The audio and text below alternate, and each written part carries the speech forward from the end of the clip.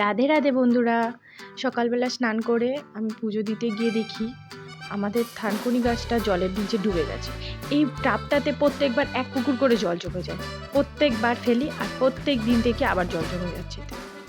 তারপর গোপালের জন্য তুললাম তুলসী পাতা, তুলসী পাতা তুলে আমার বাবুকে খেতে দেবো।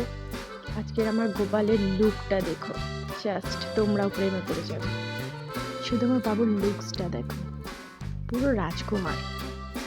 আমার বাবুকে আজকে খেতে দিয়েছি জিলিপি দুপুরে, কারণ আমাদের এখানে রথের মেলা চলছে আর আমার বাবু মিষ্টি খেতে প্রচুর ভালোবাসে।